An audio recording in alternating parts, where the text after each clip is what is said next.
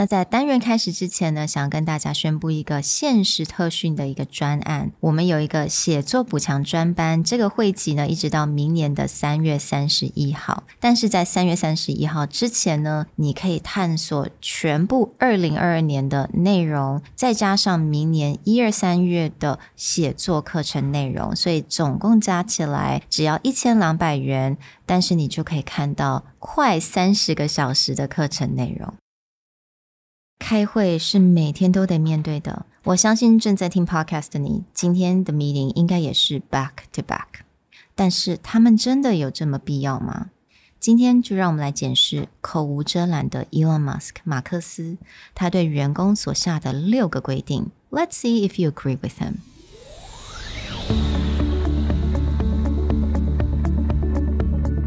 Hello， 欢迎来到 Executive Plus 主管与沟通力的 podcast。I'm Sherry, an educator, certified coach, and style enthusiast. 我相信专业有效的沟通是语言跟逻辑的完美结合。And I'm Nick, a startup consultant, corporate trainer, and late-night gaming junkie. I believe great communication requires the right mindset and solid frameworks. 我们希望带给大家职场英语的技能、跨文化沟通技巧与其他能帮助您成为出色领导者的工具。Join us each week as we share our experience, research, and methodologies to take your communication and language skills from good to great.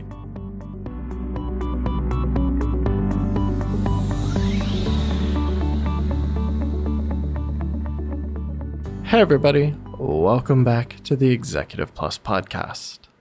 Elon Musk sent out an email with his 6 rules for insane productivity to all of his Tesla staff.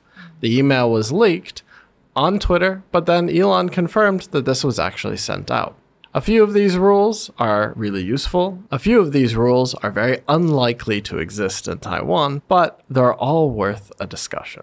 马克思他又说话咯，那这一次呢，他是跟他的员工有6个新的 principle 或者是规定。那这6个规定呢，我觉得其实还蛮有趣的，可以来讨论一下。因为自从他这封 email 被人家拿出来检视，就很多不同的人开始在讨论这个的内容。So I think today, let's just talk about these and see if we agree with him. So rule number 1, avoid large meetings.Large meetings waste valuable time and money. They discourage debate. People are more guarded than open. There's not enough time for everyone to contribute. Don't schedule large meetings unless you're certain they provide value to everyone. I really agree with this particular rule for a few reasons. One is if you followed our social styles series, we actually talked about there are certain social styles like an amiable or an analytical where large groups are a place where they're very uncomfortable sharing. So you're only going to get 1 or 2 key voices in that meeting. And that doesn't mean the rest of the people in that group don't have something to say. It just means that situation is very uncomfortable or unsafe for them to give their opinion because they don't like, say, a public debate or they don't like the spotlight. So the moment you put 10, 20, 50 people in a room, you have basically killed perhaps 75% of the people's willingness to contribute to that meeting. And on top of that, I believe Elon Musk is an introvert. 他应该是内向者。那我觉得内向者本身其实就是很不喜欢在这种比较多人的这样子的 setting 之下。And I really like number 3, which is people are more guarded than open. 我觉得这个部分真的是非常的 it's absolutely correct. 因为大部分的人在很多人面前，尤其是可能是不同的长官面前，就会讲话很谨慎，他会有很多保留的，他可能会非常不想要讲他真心所想讲的话。So I do think that large meetings is not very suitable for majority of the people. And getting to that 4th one, there's not enough time for everyone to contribute. Specifically, one of the reasons as a company, we have avoided larger scale trainings. Before we used to do 75 to 100 people in a room kind of trainings is because you find that it ends up being a lot more surface of a discussion. Yeah. And unless you use a specific tool like a facilitation or a coaching methodology to encourage participation, the likelihood of everyone contribute and the likelihood of going beyond a very surface discussion is much lower. Whereas when you get into these groups of, say, like 5 people, you can get really deep into a problem and then you can bring in others as needed. So for number 2, 我觉得就对于台湾的环境来讲就比较困难一点点. So he said, leave a meeting if you're not contributing. And I think the principle behind this is really good. Yeah. But in Taiwan or even in the US, it's insanely awkward in most cases for someone to walk out of a meeting. Interestingly enough, Elon Musk is not the first proponent of this, where he talks about how important it is. Steve Jobs is quite famous for this, where he would look in a meeting and then be like, why are you here? And if anyone was not directly requested to contribute or they have some specific part of the meeting where they're doing something, Steve Jobs throw that person out of the meeting. Oh, really? Yeah, you don't need to be here. You can go now. And so the thought process would be very simply is if you're in the meeting, you're there because there's something you're contributing or there's some very specific reason why you need to take part in that meeting. Otherwise, you should have other things to do. I mean, I think we've all been there. We've all been in the meetings where we're just like, oh my God, can I just leave? I need to write these emails. I need to reply this person. I need to do my job. 我到底可不可以离开? I think everyone has been there. 我觉得这个的 idea, 它这个原则是非常正确的，只是可能在实际操作上面，对于某一些公司、某一些文化来讲，会比较困难一点点。Until you have a company culture where people sort of accept that they will come and go in meetings and it's more about contribution or value to the meeting, that's always going to be an awkward situation. I don't see any particular scenario where in a Taiwanese company, if a very traditional boss is speaking, someone could get up and leave without that causing like a huge blow up. But I think in the meantime, if you are a supervisor, if you're a manager, if you run a team, what you can do is start to be cognizant of who needs to be in the meeting and start to facilitate the meeting that way. For anyone who actually took our conference call class, we actually did a segment on this, whereas if you're the host of a meeting or you're managing a meeting, let's say I actually need all 10 people at the beginning for certain announcements or for certain discussion. But halfway through the meeting, we're going to discuss like a specific department or a specific project. As the host, you should take that initiative to say, okay, thank you everyone for joining us for the first half. Actually, I only need the marketing department for the second half of this meeting. So why don't we take a break? If you don't need to be here for the second half, you're welcome to go. The host or the person managing that meeting should start to create this culture. If you need to be there, organize my meeting to have everyone I need at the beginning. But as I start to work on subsequent projects where I don't need everyone, I should just practice letting people go. Yeah, I definitely think this should start from the top, and it makes it a lot easier for everyone else to follow. So for number 3, this is a little tricky here as well. Forget the chain of command. 那这个 chain of command 意思就是这个在一个组织里面上层跟下层这些的人关系。In layman's terms, he basically says, you should just communicate with people directly. You should not expect to go through some roundabout circle of explaining something. But to me, this is a very American culture-oriented idea. It's a very open door idea. One of the most frustrating things I saw new foreigners working, say, in cram schools or coming to Taiwan to work in Taiwan's environment for the first time is that most of Taiwan's situation operates on the complete opposite of this, which is not to say that hierarchy is bad, but it's more along the lines of, let's say your boss has a problem with your work performance. They are unlikely to directly talk to you about it. They are more likely to go through a colleague or some other way in order to help save face. and not make this directly confrontational. So the idea of just forget the chain of command up or down, you just go talk to that person would be very difficult culturally in Asia. It is. And he did say that fast communicator make fast decision, and fast decision equals competitive advantage. 那我觉得这个的原理没有错，我觉得它是正确的。当然，如果你们能够比较快速的决定一件事情的话，对于公司来讲，对于整个组织来讲都是比较好的。所以当然就是如果你能的话，能够直接的沟通 ，of course that would definitely be preferred, but obviously everyone here still needs to respect the organization structure. I think where this applies more clearly is in the startup world, especially that last piece. Fast decisions equals competitive advantage. At large scale, when you're looking at traditional manufacturing or traditional tech companies in Taiwan, they have very established hierarchies because it's more about quality control and cost control. In Taiwan, people are obsessed with cost advantage is your competitive advantage. The cheaper I can make it, the better competitive advantage I have. But when you look into the startup world, that's not true. Cost advantage is never going to be in your favor, but speed is.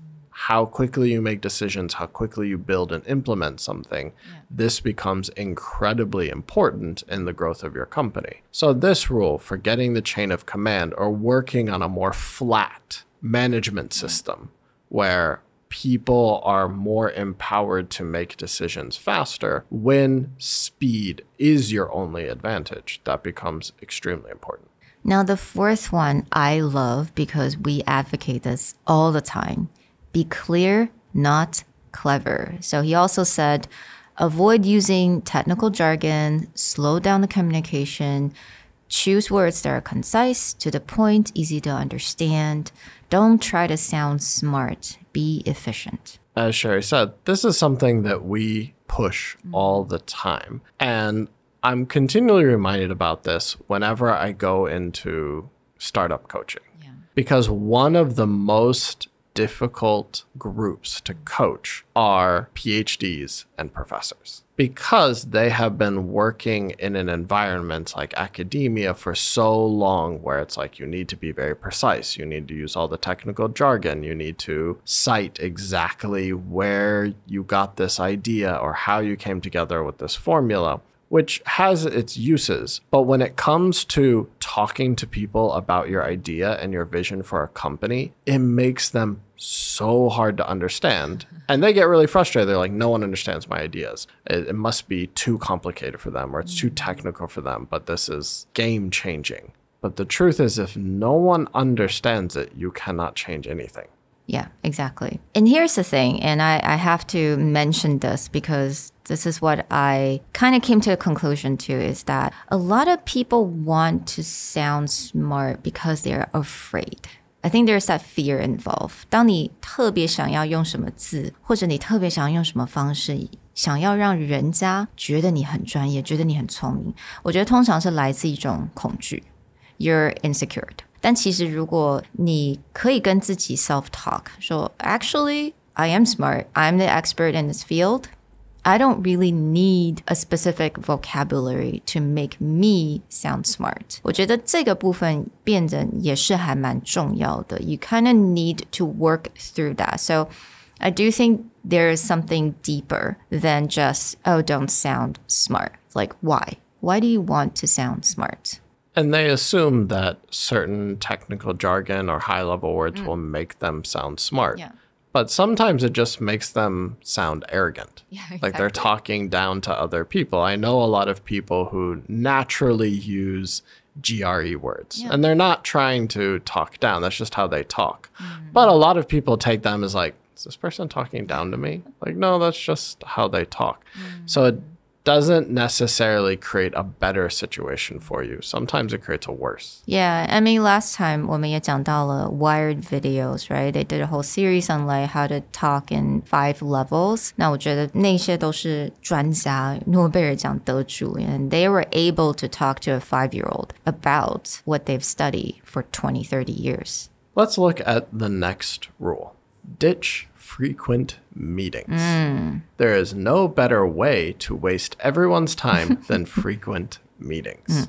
And I really like what he said. You can resolve most issues without meetings at all. This is so true, to be really honest. 因为通常在解决一件事情的时候，可能是你还有其他2个人 involved， 或者是只有你跟另外一个人 involved。如果真的是一个非常 urgent 的一件事情的话，其实2个人就可以解决的事情了。为什么还要把全部人拉进来，每个礼拜，然后都讲一样的事情？ So I love this. I hate frequent meetings because they are truly a waste of time. And he points something out a bit indirectly, but it's the idea that meetings are there to solve something. So he's very against update meetings. Like, why do you need to have a meeting to update people on what's going on? He says, use meetings to collaborate, attack issues head on, and solve urgent problems.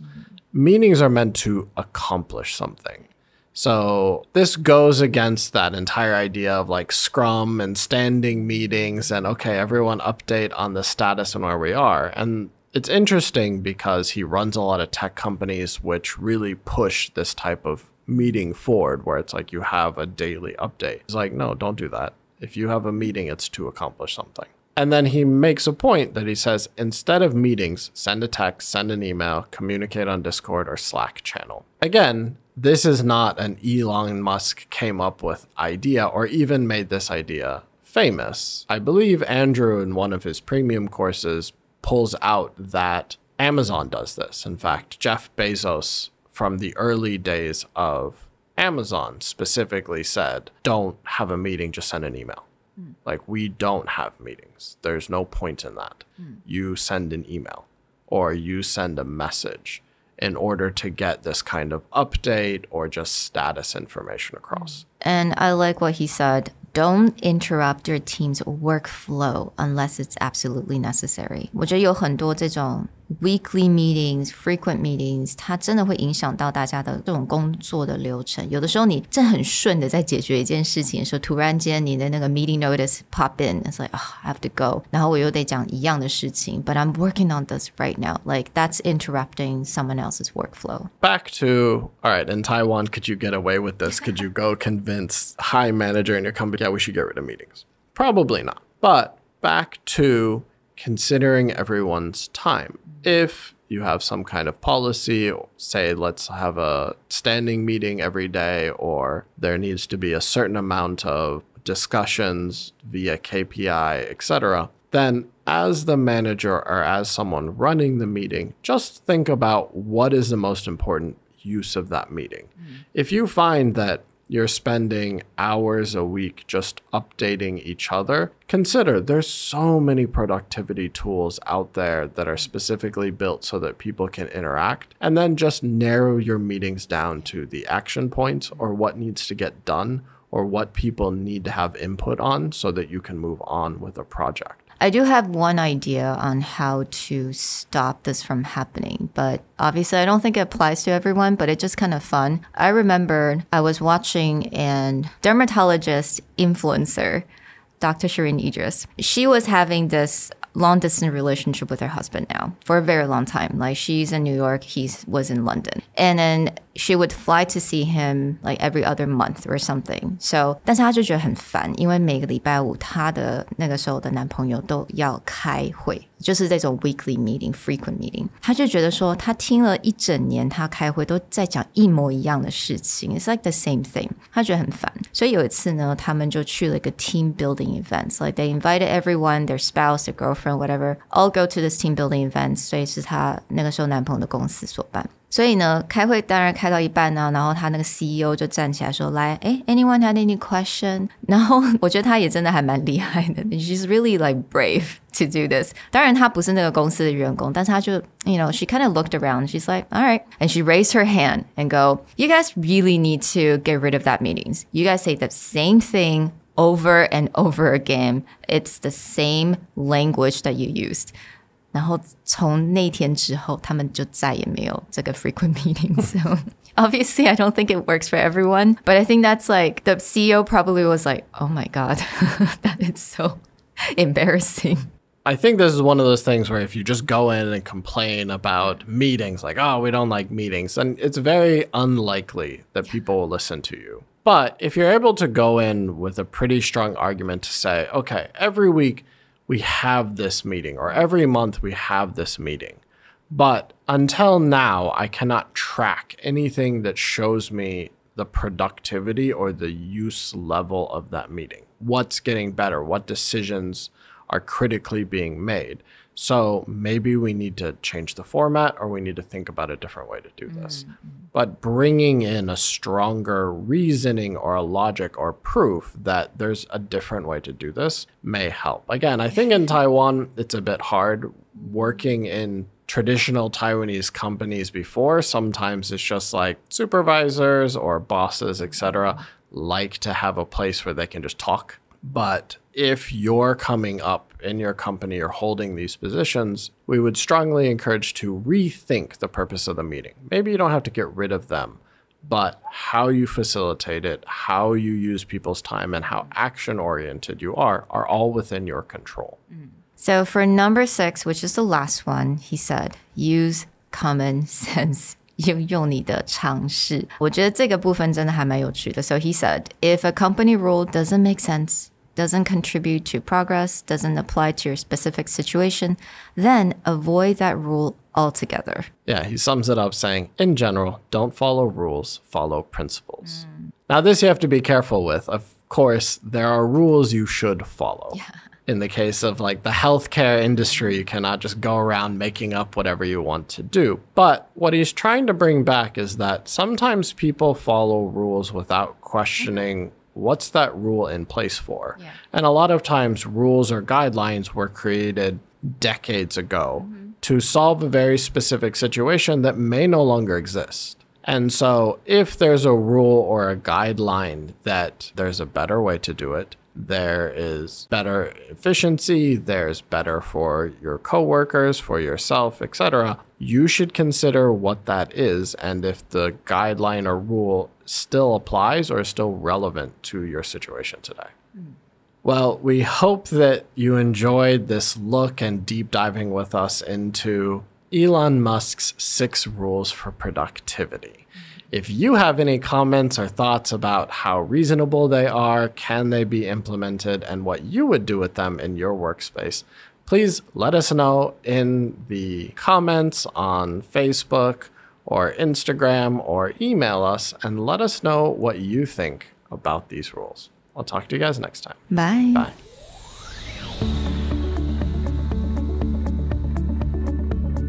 The Executive Plus podcast is a Presentality Group production, produced and hosted by Sherry Fang and Nick Howard. You can search us on Facebook, 主管英文 Executive Plus. You can also find us on Instagram, Communication R&D, and email us at sherry@epstyleplus.com.